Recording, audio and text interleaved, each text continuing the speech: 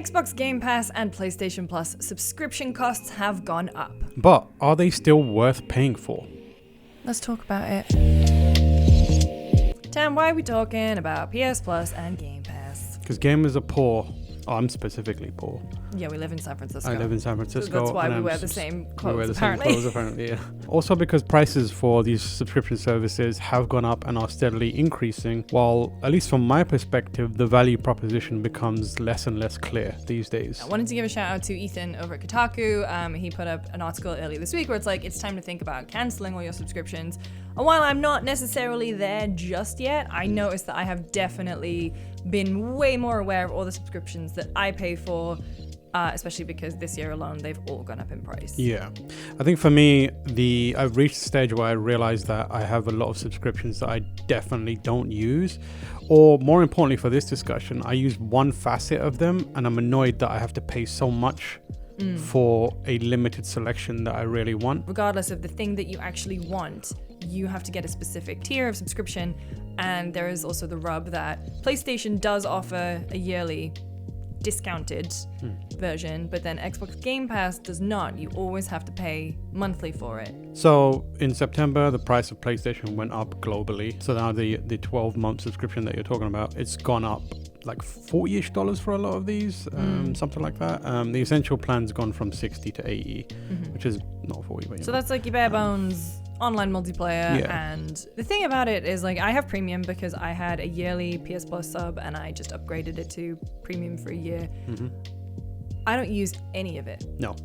I don't use any of it. Like, I forget that I have it, and I've never gotten anything from the game catalog or the other catalog of like the older games. Yeah. I mean, that also speaks to how confusing it is. There's like classic catalog, there's game catalog, and the price increase after they did it in September, Sony said, you know, this allows us to keep bringing you high quality premium games. And I was like, you sure about that? You know, we pay money for God of War. Yeah. People are going to pay money for Spider-Man.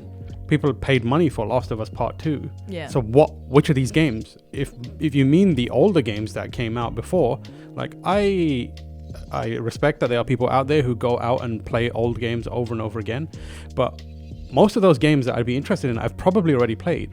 And if I'm gonna check it out, maybe I'll check one out maybe a year from now, but I'm playing that one game and then I'm done. I understand the requirement that they're presenting to us. They're saying like, oh, we need the money to give you better games, but it's like, are you giving me better games though? Yeah, I think the big differentiator, especially when you mentioned, you know, like stuff like God of War and Spider-Man, is that day and date PlayStation Studios games do not come to PlayStation Plus, and they've spoken about this pretty recently and said, you know, this is what works for us. Yeah. We put them on in a year or two's time, and we get a big influx of players who went there, and it keeps interest in our titles alive. I get that, but when you are charging so much for an online service, I feel like you need a little bit more star power. And that's not to say that like free monthly, you're paying for them. You pay for them and you have them as long as you got the sub. Monthly games can be great. We've seen success with things like Rocket League, Fall Guys, but they are not like the big AAA. It's not the reason. What is it? It's like the comedian before the show you want to go and see, or like the opening act, right? You want to be there because they're like, oh my god, I'll get God of War Ragnarok for free. But it's like, no, this month we've got the Callisto Protocol, which came out. October's games are Weird West, Farming Simulator 22, and Callisto Protocol, which is like the easiest game of Marry Kill ever. Is it? Yeah, Weird West is getting it. Farming Simulator is marrying because it provides, and Callisto Protocol is just a hot mess, so you kill it. That's fair. But like, I those are old games. Like, who's gonna go back in this, on the cusp of Spider-Man and all these other games and go, now's my time for Callisto Protocol. Now is my time. Yeah, it's just I don't see what they're saying they're giving me and what they're giving me are two different things, and I don't buy it. Like you said, Microsoft does have the advantage where Starfield was there day and date. But I mean, at the same time, you gotta wait a while until you get a new Xbox game. Yeah, you gotta wait for a while Xbox. between them.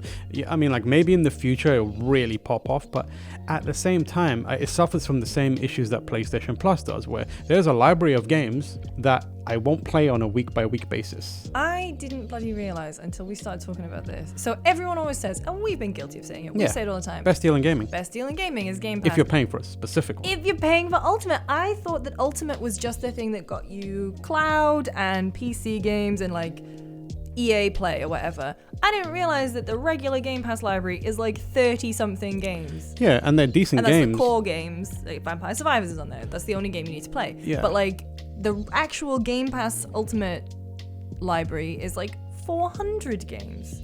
Yeah, and they're like more relevant recent games, but at the same time, are you making use of that 400 strong catalog enough to justify the cost on a month or yearly basis? For the most part, I rarely will like play every new game that comes out. I'll try something. It's more of an a la carte like testing service more than anything. Tasting menu. Yeah, exactly. It's a tasting menu. Amuse booth. Online connectivity. Yeah. So even with that, like I struggle to see the value proposition, and the business of it is very unclear to us still.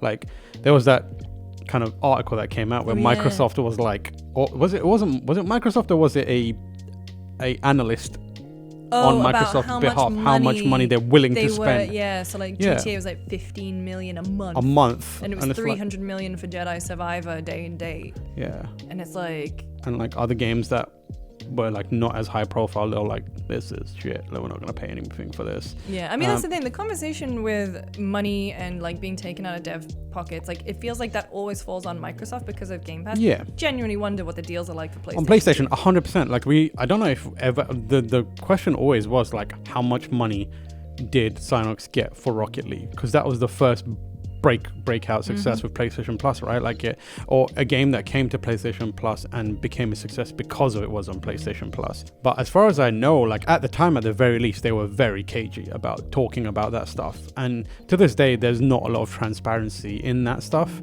which means that we're kind of like left to just kind of hope that it's doing good. You know, it's helping the industry and helping the business more than it's hurting. But I don't know, man. Can you really... I sit down, and if you put a gun to my head and said, is it helping or hurting? I'd probably say hurting. Just because, I you know, the economics of it to my stupid brain don't make sense. But there's also... Sometimes a game will go on PS Plus or Game Pass, and like no one's heard of it, and then it takes off, and it finds it finds an install base, it finds this audience. So you got to definitely say that that's super worth it. And Microsoft does the thing, or like most companies will do the thing where they talk about companies that run these services, like we give the game away for free, and then the DLC gets bought in like high levels of high demand for it, and they make a lot of money through that, which is also understandable. So that is definitely one counter to the idea that maybe people are not getting money off. Also, like it puts developers on the map. Maybe this game is like given away for free and they take a hit on it, but the next game they make, you know, people will be more into it, that kind of stuff. Like I don't know how that works, but it's just right now I don't think there's a single subscription service on the gaming side that I feel entirely good about paying for. I pay for Nintendo Online. Rockstar Bucks. My Rockstar Bucks. I've never touched in that. Nintendo Online I pay for, and I swear to God, sometimes I wonder if Nintendo. I don't think Nintendo has any good online games right now. Like I haven't played F-Zero. F-Zero is good, but like, how long am I playing F-Zero for? Like F-Zero 100 or whatever it's called. Like it's fun, but like is that enough to justify my time? No, I paid. The way I justified it was like I bought a family plan, which was marginally. I was on that. And put everyone on it, like everyone. Yeah, and that was it. I barely used it. I played like some of those old games, and that was it. So. You add those kind of like, and then you have stuff like Ubisoft Plus and EA Play and Google and Apple Arcade, and I'm just like, when you take a look back at everything you're paying for, you have to really ask yourself, is any of this worth it, or am I better off just paying for my one game or two games whenever they come out, and then just not spending a monthly, you know, giving them a monthly influx of money for features that they say I have, but I just never use. I don't know, man. I wouldn't advocate for canceling everything. I would advocate, because some people will make use of it. I feel like being more fiscally responsible right now is probably a good idea, looking at what you are paying for, especially given how many big games are out. Like for me, I'm like, I'm excited to play a bunch of PlayStation games. And then I'm also like, I could buy these, but I'm also paying for subscriptions. Why am I doing that? I could save that money and put that towards purchasing a game instead of like putting it towards a monthly subscription service that I just don't use. Well, Let us know what you think about subscription services in 2023 in the comments below. Thank you again for watching this week's episode of Spot On. I'm on Twitter at LoosJamesGames. I'm at Tamoor H. We'll see you next time.